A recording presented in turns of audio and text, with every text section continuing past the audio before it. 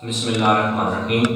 आज हमारा इसी से रिलेटेड प्रैक्टिकल से रिलेटेड हम जो है एक बहुत ही सबसे अहम इम्पोर्टेंट लेक्चर देने जा रहे हैं, जिससे रिलेटेड ये है कि बहुत सारे बच्चे घर बैठे हैं, उन्होंने अभी तक प्रैक्टिकल परफॉर्म नहीं किए, उन्हें अभी प्रैक्टिकल नोटबुक बनाने का भी नहीं पता कि कैसे बनानी है और किस तरीके से हमने कंप्लीट करनी है। तो इन सारी चीज़ों को देखने के लिए हमने जो है वो स्पेशली जो है वो प्रैक्टिकल का भी साथ साथ एक लेसन रखा है, ताकि रोज़ जो है वो हमारे एक लेसन सुनते जाएं और उसके साथ साथ अपने प्रैक्टिकल को कंप्लीट करते जाएं। इन चीज़ों को देखने के लिए हमने सबसे पहले 9 प्रैक्टिकल्स जो है वो उठाए हैं। 9 के प्रैक्टिकल्स को कंप्लीट करने के बाद फिर हम 10th की तरफ जाएंगे।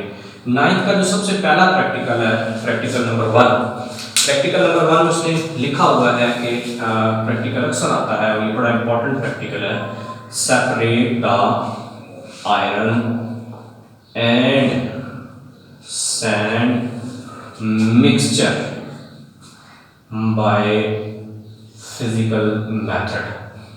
लेंगे यहाँ पर जो मैं आपको बताता जाऊँ कि 9th में ये सबसे अहम प्रैक्टिकल है, जो मेरा नहीं ख्याल कि किसी भी ग्रुप में मिस होता हो, बार बार होता है, और वो है separate the iron and sand mixture by physical method. आपको पता है कि चैप्टर नंबर 1 में आपने पढ़ा difference between mixture and compound. तो कंपाउंड हमने कहा कि can be separated by chemically method, हम उन्हें केमिकली सेपरेट कर सकते हैं, फिजिकली सेपरेट नहीं करते। लेकिन ये जो मिक्सचर है हम इन्हें फिजिकली सेपरेट कर सकते हैं। तो बेटा यहाँ पर फिजिकली सेपरेशन के बहुत सारे मेथड हमने पढ़े हैं 9th के अंदर। आपने वहाँ क्रिस्टलाइजेशन पॉइंट पढ़ा होगा, मिक्सचर के अंदर आपने वहाँ मैग्नेटाइजेशन पॉइंट पढ़ा होगा, फिर आपने वहाँ पर फिल्ट्रेशन पॉइंट पढ़ा होगा, फिर आपने वहाँ फ्रैक्शनल डिस्टिलेशन पॉइंट पढ़ा होगा। इन तमाम चीज़ों को अगर हम देखते हैं, these are depend upon the state of matters, तो ये बिलोंग करती हैं स्टेट ऑफ मैटर से, इसलिए हम इन्हें क्या कहते हैं, फिजिकल मेथड कहते हैं।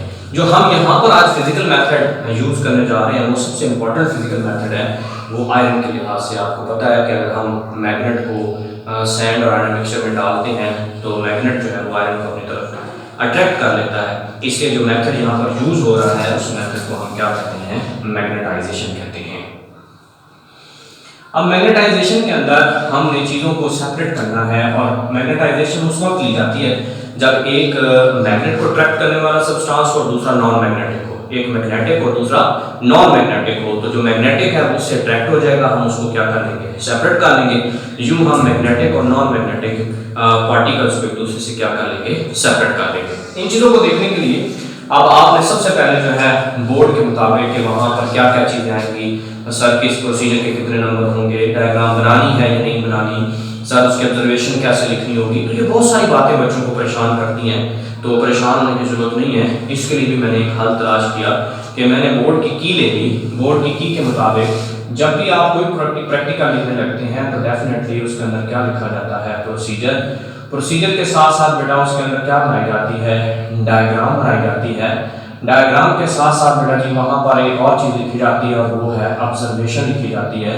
ऑब्जर्वेशन के बाद बेटा जी फिर हमने वहाँ पर कुछ ऐसे प्रैक्टिकल हैं कि जहाँ पर हमने क्या करनी होती है, परफॉर्मेंस करनी होती है, और वो परफॉर्मेंस करके आपने प्रैक्टिकल एग्जामिनर को दिखानी होती है, और फिर लास्ट में हमने उसका क्या बनाना होता है, रिजल्ट भी देना होता है कि ये प्रैक्टिकल हमने किया। और ये अब इस प्रैक्टिकल का बहुत सिंपल से, अगर आप अपनी बुक को देखें ना तो वहाँ बुक में सिंपल प्रोसीजर लिखा हुआ है, लास्ट में रिजल्ट लिखा हुआ है। तो ये सारी चीज़ें नहीं लिखी हुई दरमियान में, तो इनके तो स्पेसिफिक नंबर हैं।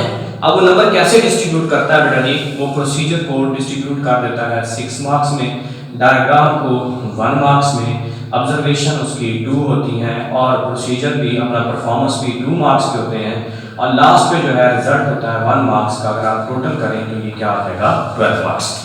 बेटा मैं यहाँ पर आपको बताता जाऊँ कि 9th और 10th के प्रैक्टिकल में से 2 प्रैक्टिकल 9th के अंदर से आएंगे और 2 प्रैक्टिकल 10th में से आएंगे। यानी जो क्वेश्चन नंबर 1 होगा वो कंप्लीट 9th से होगा, जो क्वेश्चन नंबर 2 होगा वो कंप्लीट जो है वो क्वेश्चन 10th से होगा। क्वेश्चन नंबर 1 को सॉल्व करने के लिए हमने यहाँ पर बेसिकली वो वाले प्रैक्टिकल ज़्यादा से ज़्यादा यूज़ कर रहे हैं कि जो आपके लिए आसान भी हों, आपने आसानी से याद भी कर लें, और वो एग्जामिनेशन पॉइंट ऑफ व्यू से इंपॉर्टेंट भी हों। उनमें सबसे पहले हमने ये लिया है। तो बच्चे अक्सर पूछते हैं सर इसकी प्रिकॉशन लिखनी है, इसका ऑपरेटर्स लिखना है। तो बेटा केमिस्ट्री के अंदर आपने ना कोई प्रिकॉशन लिखनी है, ना कोई उसके अंदर ऑपरेटर्स लिखना है। आपने केमिस्ट्री के अंदर सिर्फ और सिर्फ प्रोसीजर लिखना है। प्रोसीजर के बाद उसकी डायग्राम बनानी है, डायग्राम के बाद आपने उसकी ऑब्जर्वेशन लिखनी है, ऑब्जर्वेशन के बाद आपने उससे परफॉर्मेंस लिखनी है, अगर है तो लिखनी है, अदरवाइज नहीं लिखनी। और उसके बाद लास्ट में आपने क्या कर देना है, रिजल्ट लिख देना है। अब इन चीज़ों को अगर आप फॉलो करते हैं तो जब भी एग्जामिनर इसकी मार्किंग कर रहा होता है तो बेटा वो ऐसे मार्किंग कर रहा होता है 6 + 1 + 2 + 2 + 1 और फिर आगे 12 को मार्क कर देता है। अगर इसमें से कोई भी चीज़ कम हो जाए तो वहाँ 0 लगा देता है, आपके नंबर कट जाते हैं। आपकी कितनी भी बड़ी सिफारिश हो जिसमें आप ये कहते हो कि जी मैंने बहुत अच्छा लिखा हुआ, मेरे नंबर कट ही नहीं सकते किसी सूरत में, आप कहते नहीं कट सकते, लेकिन आप इनमें से चीज़ें मिस करके आ चुके होते हैं, इसकी वजह से यहाँ पर आपके नंबर कट सकते हैं। इसलिए आपने कोशिश करनी है कि आप इस वैल्यू के साथ आएँ, इन मार्क्स के साथ आप इसको अटेम्प्ट करके आएँ ताकि आपके जो है प्रैक्टिकल कंप्लीट हो सके। अब उसके लिए सबसे पहले आपने क्या करना है बेटा, ये हेडिंग देनी है बुक अपने शीट के ऊपर, और वो है प्रोसीजर। प्रोसीजर को आपने ज़्यादा से ज़्यादा 6 to 7 लाइन्स के अंदर लिखना है। नंबर 1 लिख लेना है, नंबर 2 लिखना है, नंबर 3 लिखना है, नंबर 4 लिखना है, नंबर 5 लिखना है, नंबर 6 है और नंबर 7, यहाँ तक आप इसका प्रोसीजर क्या करेंगे, कंप्लीट। बहुत आसान सा प्रोसीजर होगा, अभी मैं डायग्राम बनाऊंगा, उसी को आप अपनी वर्डिंग में कन्वर्ट करते जाएंगे तो इंशाल्लाह आपका जो है ना ये प्रोसीजर भी कंप्लीट हो जाए। इसमें सबसे पहले आप एक चाइना डिश लेते हैं। ये ले जी, ये चाइना डिश है, बिल्कुल आसान सी आपने एक डिश बनानी है और इस तरह का आपने ये ले ली, ये चाइना डिश बन गई। अब इस चाइना डिश के अंदर आप बेटा जी आयरन और सैंड जो है वो दोनों ऐड करते हैं, ये मिक्सचर बन गया। अब मैं इसको मार्क भी कर देता हूँ। हम इसके अंदर क्या डाल रहे हैं बेटा जी, आयरन डाल रहे हैं, और आयरन के साथ हम इसमें क्या डाल रहे हैं बेटा जी, सैंड डाल रहे हैं। ये दोनों आपस में मिक्स होती हैं और मिक्स होने के बाद ये मिक्सचर बनाती हैं। आपको पता है मिक्सचर अपनी प्रॉपर्टी रिटेन करता है, सैंड अलग नजर आ रही होती है और आयरन हमें अलग नजर आ रहा होता है, अपनी फिजिकल प्रॉपर्टीज को मेंटेन करके रखती है, तो इसलिए ये आपका क्या है, मिक्सचर है। और अगर आप देखें तो हमने ऊपर भी लिखा हुआ है आयरन एंड सैंड मिक्सचर, तो मिक्सचर को हमने क्या करना है, सेपरेट करना है। अब जब आपने इनका मिक्सचर बना लिया, मिक्सचर बनाने के साथ बेटा जी फिर आपने क्या ले लेना है, मैग्नेट ले लेना है, और मैग्नेट के ऊपर एक तरफ आप N लिख देंगे, एक तरफ आप S लिख देंगे, एक आपका नॉर्थ पोल होगा और दूसरा आपका साउथ पोल होगा। अब जैसे ही आप ये लिखेंगे, लिखने के बाद ये डायग्राम बनाने के बाद अब आप क्या लिखेंगे कि आईको का china dish and filled with sand and iron mixture. अब आप क्या कह रहे हैं कि आईको का china dish and filled with sand and iron mixture. अब आप क्या कहेंगे कि with the help of, number 2 पे लिखेंगे, now I put the magnet in china dish. Number 3 पे आप लिखेंगे with the help of china dish I separate the iron and sand bye magnet. इस तरीके से करके आप बेटा जी आप ये अपने 7 पॉइंट क्या करेंगे, कंप्लीट करेंगे। जैसे आप ये 7 पॉइंट कंप्लीट कर रहे हैं, उसके बाद अगला पॉइंट जो आप आते हैं, जो आपकी बुक के अंदर अमूमन ये चीज़ें ऐड नहीं की जाती, और वो क्या है, ऑब्जर्वेशन। अब आपने बेसिकली इसके अंदर जितनी भी चीज़ें हैं, एक ऑब्जर्वेशन हो गई, ऑब्जर्वेशन के साथ साथ आपने क्या लेना है, इसकी परफॉर्मेंस ले ली बेटा जी, परफॉर्मेंस के साथ साथ आपने ये जो 2 चीज़ें हैं ये आपने वो की हैं जो आपने एग्जामिनर को दिखाई हैं। मसलन आपने जैसे ही एक अलहदा आप बना लें, एक मेरे पास एक अलहदा से बाउल है, आप उसमें ये देखें, ये मेरे पास बाउल है, आप इसके अंदर क्या डाल रहे हैं, आयरन डाल रहे हैं। तो जब आप कंप्लीटली इनको सेपरेट कर लेते हैं, तो कंप्लीटली सेपरेट करने के बाद आप क्या करेंगे, एग्जामिनर को बुलाएंगे, आप उन्हें कहेंगे कि सर आप चेक कर लीजिए, मेरी ऑब्जर्वेशन ये कह रही थी कि मैंने आप दोनों के अंदर मैग्नेट डाला, मैग्नेट डालने के बाद मैंने आयरन को क्या कर दिया, सेपरेट, और सैंड मेरा भी क्या हो गया, सेपरेट। तो काइंडली आप सर चेक कर लीजिएगा, जस्ट वो इसको देखेगा, वो आपकी ऑब्जर्वेशन भी हो जाएगी, और जो आपने उसे करके दिखाया है वो आपकी परफॉर्मेंस भी हो जाएगी। इस लिहाज से इस प्रैक्टिकल के अंदर ये खास ख्याल आपने रखना है कि इसके अंदर ऑब्जर्वेशन और परफॉर्मेंस को इतनी खास लिखने की जरूरत नहीं है, ये एग्जामिनर के हाथ में नंबर है। अगर आप उन्हें परफॉर्म करके दिखाएंगे तो डेफिनेटली वो आपको ऑब्जर्वेशन और परफॉर्मेंस के 4 मार्क्स ऐड कर देगा। लेकिन इसका लास्ट में आपने ये देखना है कि इसके अंदर आपने रिजल्ट क्या लिखना है। तो मैं अक्सर बच्चों को कहता हूँ बेटा जी जो आप प्रैक्टिकल लिखते हैं ना वही इसका रिजल्ट होता है। उसमें आपको क्या कहा है, separate the iron and sand mixture by physical method. तो आप कह सकते हैं hence I separated the iron and sand mixture by physical method and shown to the examiner, यानी मैंने एग्जामिनर को दिखाया। ये लाइन जरूर लिखनी है, क्यों? क्योंकि उससे ऑब्जर्वेशन भी कंप्लीट हो जाती है और उससे आपकी परफॉर्मेंस भी कंप्लीट हो जाती है।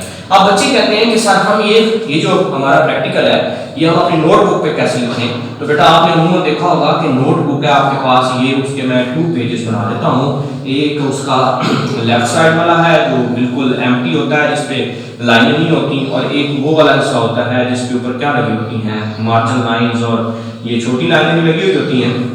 अब होता यूं है कि आप सबसे पहले यहाँ पर इसका प्रैक्टिकल लिखेंगे।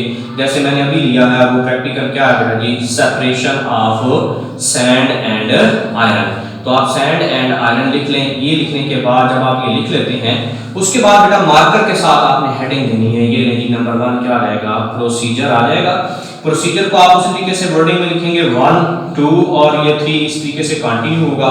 और लास्ट में आपने यहाँ पर आकर क्या लिख देना है बेटा जी, रिजल्ट लिख देना है।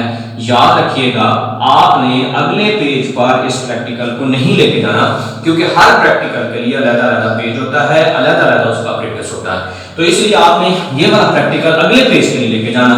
इसके ऊपर आपने यहाँ पर हेडिंग दे देनी है बेटा जी, क्या दे देंगे, डायग्राम दे देंगे।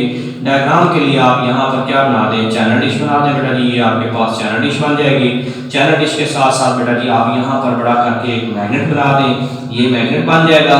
मैग्नेट के साथ साथ बेटा जी आप नीचे जो है एक और बाउल बना दें, और उसमें आप क्या सेपरेट कर रहे हैं बेटा जी, वो सेपरेट कर रहे हैं आयरन, उसको आयरन लिख दें। इधर मिक्सचर से लेबल कर दें, इसको मैग्नेट से लेबल कर दें, और इसको आयरन से लेबल कर दें। तो ये आपका एक पेज जो है वो इन डायग्राम्स के लिए हो जाएगा, और एक पेज आपका प्रोसीजर और किससे हो जाएगा, रिजल्ट के साथ हो जाएगा। इस तरीके से आपने इस प्रैक्टिकल को अपनी नोटबुक